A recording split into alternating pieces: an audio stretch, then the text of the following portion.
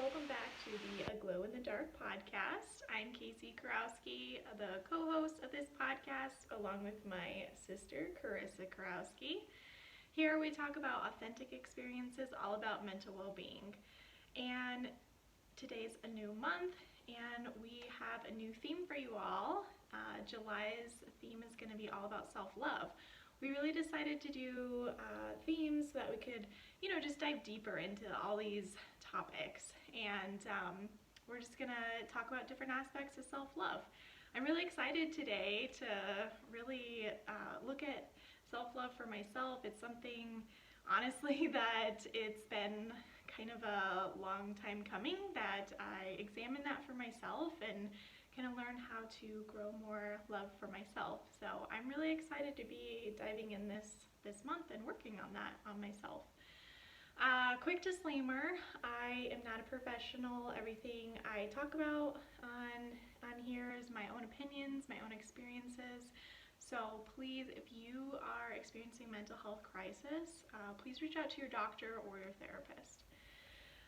All right, so a little story time for you guys. I wanted to talk a little bit about I guess kind of the beginnings of my anxiety and I guess the decline of my self-love is what I'll call it. So it was about 3 years ago, and really my anxiety kind of creeped up on me. It didn't just happen overnight. It was something that I felt creeping in, but I ignored it. It was just this continually rising feeling of anxiousness and panic, and really for me, like, the classic sign was throat tightness, until just started getting increasingly more and more until one day I'm assuming that my body just had enough. It was telling me you're not nourishing yourself, you're not resting enough, and it was done. So I had my first panic attack. I was at work, and thankfully my mom actually worked right across the street from me. And so when it came on, I was obviously very panicky. I walked over to her and I said, "You need to take me to the ER, something's wrong." So she took me over to the ER, and they did the whole workup, and they couldn't find anything wrong with me, which obviously it was. Now that I know, now I know it was a panic attack. And so they really just thought it was, I was maybe a little dehydrated. They gave me some electrolytes and sent me on my way. I did feel a little bit better after that, but still just a little shaky from the panic attack. So the next day it happened again. This time I was at work again, and it came on, and I actually ended up on the floor, as I just felt like I was gonna pass out. So everybody was at lunch, luckily. When it came on, I went to the floor, and I was just breathing enough, and I got up enough. I guess I was calm myself down just enough to get me over to my mom's work again, and just told her that I needed to go home. And so she took me home. My husband was 45 minutes away. We lived 45 minutes away, so he came and got me because I was definitely not in any capacity to drive. I rested that night, and the next day I had him take me to urgent care. At this point, I pretty much couldn't stand up or anything.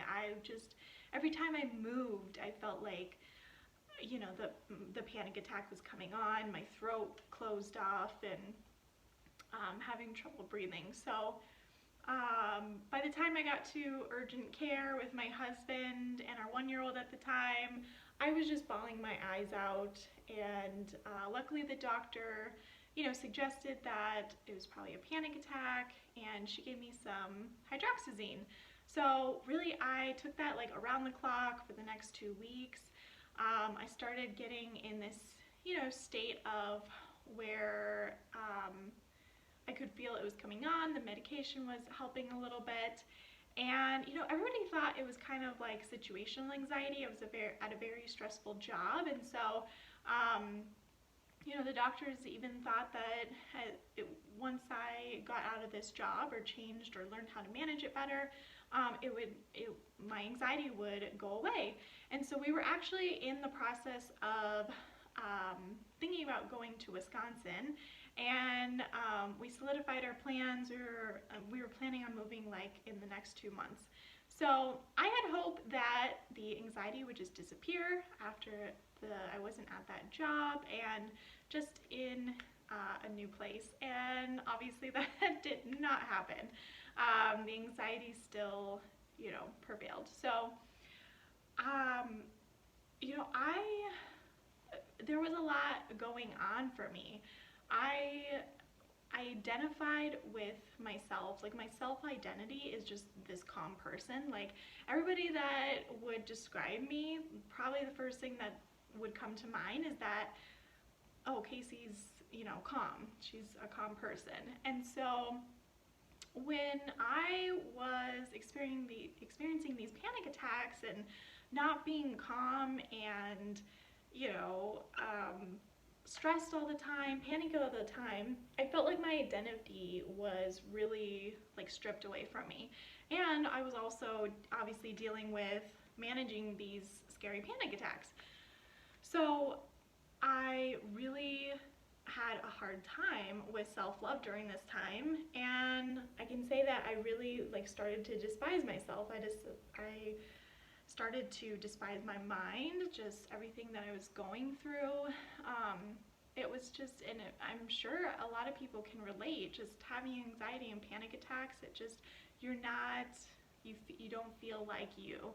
And I certainly felt like, I couldn't trust my body. And so that was really hard for me to deal with, honestly. It's been almost 3 years now. I am not experiencing panic attacks every day like I was. I barely experience them at all, very fortunately. I've really done a lot of work trying to manage these anxious, thoughts, because I am definitely prone to it. My family all experiences a lot of anxiety, and my thoughts, the way I think is very anxious thoughts. So, I began to obsess a lot about food and things that I could control. I actually tried all these different diets, and I started restricting things. I tried, I actually got some food phobias during this time, and I lost a bunch of weight. And that kind of alleviated, almost was like a band-aid putting on the anxious, it was a channel to put my anxious thoughts in. But it definitely did not work long term, and my panic attacks came back even worse when I got to a certain point where I was only eating the same thing every day, and I didn't even feel comfortable going out to eat because I was panicking about everything that was going into my body. So this created a lot of self-hate as well, because then I felt like my anxiety was stripping me away from my social interactions. And again, I just was not the person I used to be and who I wanted to be. So there was just a lot of self-hate. I did start therapy about a year ago, and it's really helped me, develop these, trying to disrupt the negative neural pathways that I had created. And I am finally starting to kind of replace positive thoughts with those automatic negative thoughts. And I am finally starting to feel a little bit more self-love for me. It's definitely something that I work on every day. It's very difficult after feeling like I couldn't trust my body for so long, feeling like the anxiety stripped away my identity. But it's I am in this healing process, and I'm very proud of that. And for that, I love to see, and I like to look at it like I am growing my love for myself again, because I can see my body healing, and that's such a beautiful spot to be in. So that's just a little bit of my story. I just kind of wanted to get on and tell you guys what kind of I went through in a very broad sense, and just talk about where I am with self-love. It's such a hard thing to go through something and not, lose the love for yourself. But I am here to say that it's, we can heal, our bodies heal, our minds heal, and today I choose to be in awe of the healing power of our body and mind and where I am. I'm a stronger person because of what I went through, going through the trauma of panic attacks, and yes, I'm never going to be the person I used to be, because I'm different. It changed me. But that's also a beautiful thing. Life changes, right?